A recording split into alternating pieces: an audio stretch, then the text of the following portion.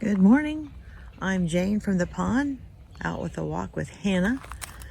And as you can see, we got some leaves starting to fall, about to cover up our road. So an excellent resource for gardening. Dick and I decided that we are going to try to keep on gardening as much as we possibly can through the winter months. And so leaf mold here, or the ability to make leaf mold, will help us to keep some of our crops nice and warm. So we're starting to lay down a pretty thick layer of leaves that we will chop up and add to some of our beds.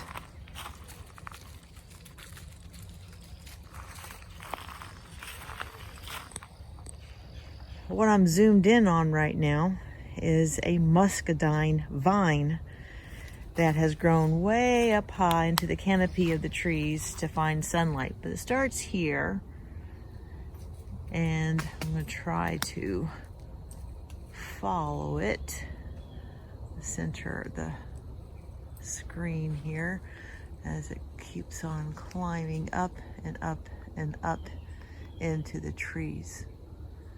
And there are some muscadine fruit.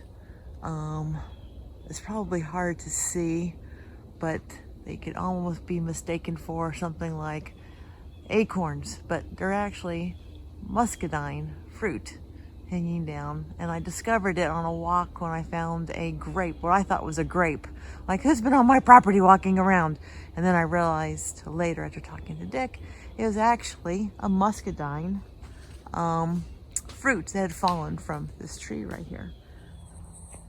And what we discovered here are smaller muscadine plants that might be pretty easy to transplant. Hi there, Hannah. You're helping me out. Thank you. But yeah, so we have a lot of muscadine vines, or plants, I should say, that we might be able to transplant into a more sunnier area and see if we can get some cultivation going that way. Thing about it is, you need male and female, and then not until they produce flowers will you know which kind you have. Did you find anything interesting yet? One method of trying to continue our gardening through the cooler months is using the agro cloth that you see here, just to keep the frost off the plants, maybe to keep the soil temperatures a little warmer than if they weren't protected at all. But underneath these are again just frost tolerant plants that we're just giving them a little leg up. And I'll be removing the covers here shortly so you can see what we've planted underneath them. And here I planted kohlrabi. I had kohlrabi planted where right now you don't see anything. I've got 2 kohlrabi left standing because of cutworms, and I have sprayed them with BT. I have put ground up eggshells and coffee grounds around the plants, and as you can see, these worms still come around and just snip the stems. So I don't know, can I get this to focus? There we go. But they just snip off the leaves and seem to carry on their merry way, destroying more plants.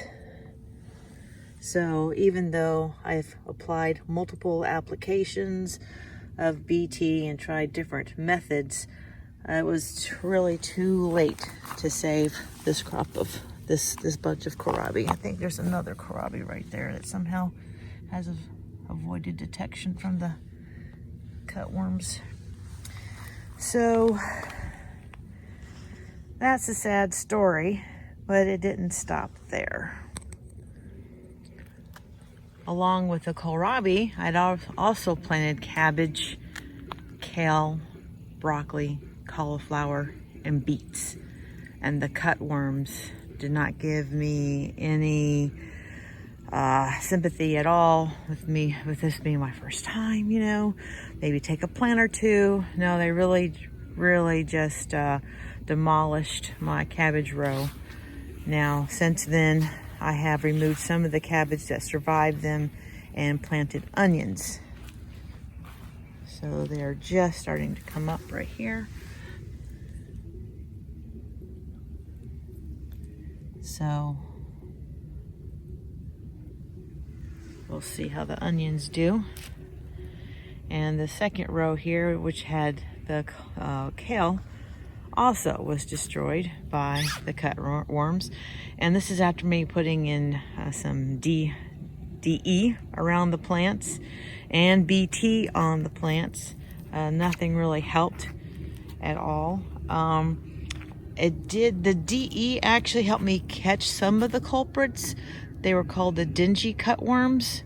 But since then, I've not seen any more, even though my plants continue to disappear. Now, I read another way of protecting your plants is to put a collar around them. And so I have done this with the broccoli. So far, I've had some success. So I just used a milk carton and put them around the plants. That's the bottom of the milk container. Then I cut plastic strips and stapled them together and pulled the plant leaves through. And so far, they seem to have survived. I'm not sure that cutworms can't climb up the collars, but at this point, it's been several days. I'd like to say about 4 or 5 days that I've tried this, and the cutworms has snagged another one of my broccolis that I didn't have the